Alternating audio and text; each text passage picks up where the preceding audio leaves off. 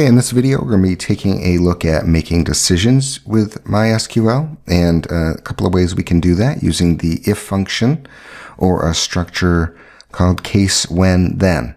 All right, so we'll start off with the if function, and I'm going to be using a database, a single table database called stocks, and you're going to have to download the file if you want to follow along, but I'll leave a link for that in the description. Okay, so I'm going to go ahead and get started. Okay, so the first thing we probably want to do is see what's actually in this table. So I'm going to select everything from that table, and it's called data. And we can see what it looks like is some day-by-day price changes for a bunch of stocks. So maybe we're interested in seeing when something like SPY here, the S&P 500 ETF, is positive or negative. And so we want to maybe either present a message or maybe we use a value here. All right, so this is where if can come in handy. And it works a lot like the if function in Excel, if you're familiar with that. All right, so I'm just going to get the SPY column here, and I'm going to go ahead and use if, and it starts off with a logical test. So if SPY is, say, greater than or equal to 0, maybe we're going to place a 1, and otherwise let's place a -1. All right, so as I mentioned, exactly like the Excel function, a logical test, a what to do when true, a what to do when false. Okay, and it assumes that there are no null values in that SPY column. Okay, so then we just need to tell it the table. So there it is, and let's see what that does. So we get the actual price movement and then this 1 or -1, whether or not it is up or down. Okay, so I'm going to give it an alias, and I'll call it returns. Okay, and from this, we could sort of go a step farther and multiply that 1 or -1 by whatever the return is.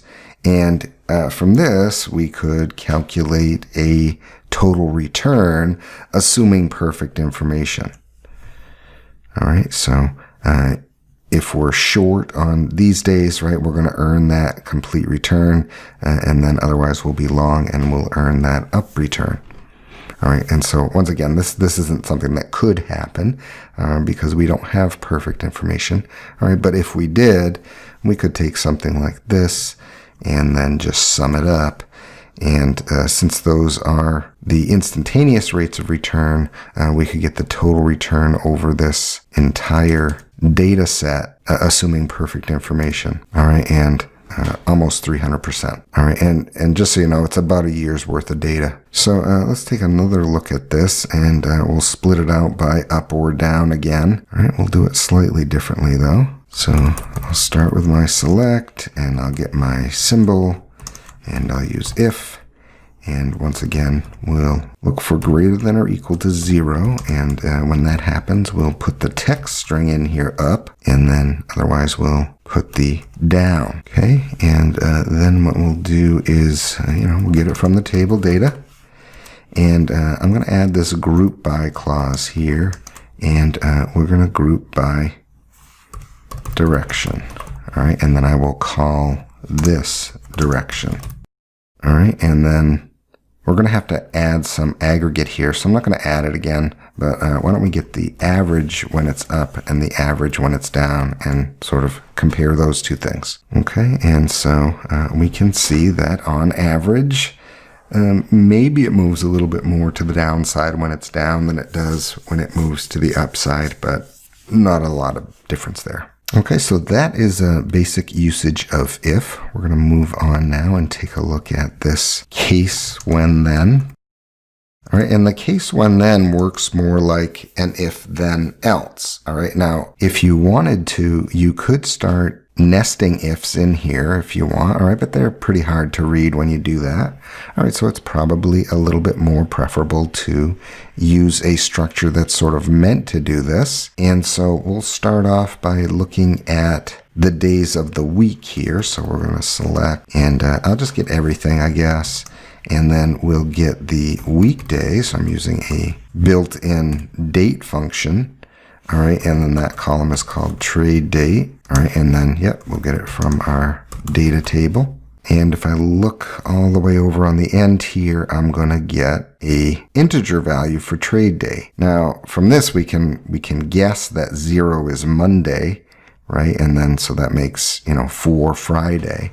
All right, but what if we wanted to see the word names of those dates? How do we do that? So this is where case when then is going to come in for us. And I'm going to start over here, and I'm going to replace this select. I'm going to move it down onto a new line. You don't have to, but it is just a little bit more readable if I do this. It's a fairly complex structure. I'm going to use tab, and it's when. All right, and then we'll put a criteria in here. So here's our logical test. When weekday equals 0, then we're going to get Monday.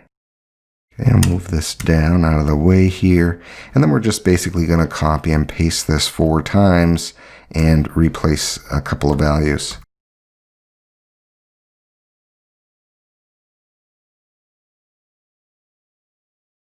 Okay, once you're done with all the possible conditions that you're trying to match, we're going to have to end the structure. So use the end keyword, and then I'll give it an alias, and I will give it a weekday, the name weekday, and then we'll try this. Okay, so we can see that, yep, we get our Monday, Tuesday, Wednesday, Thursday, and Friday. Okay, and then if we want, we can just combine it with the other data. So we'll have to sort of enumerate the column names here. The star won't work unless I put it first.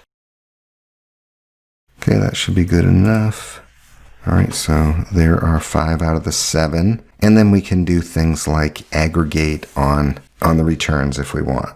So to do that, I'm going to have to wrap these columns in the function. All right, and there's no shortcut for this. I can only give average 1 argument. Okay, once I do that, then I'm just going to add my group by clause here, and we'll group by weekday. Okay, so currently it is, displaying the first weekday that's in our data set. So we could try to sort it.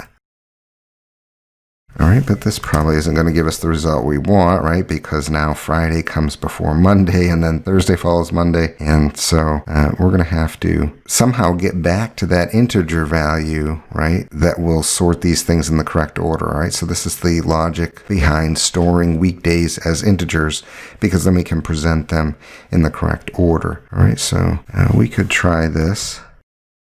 All right, get the weekday of the weekday, or actually it's going to be the trade date.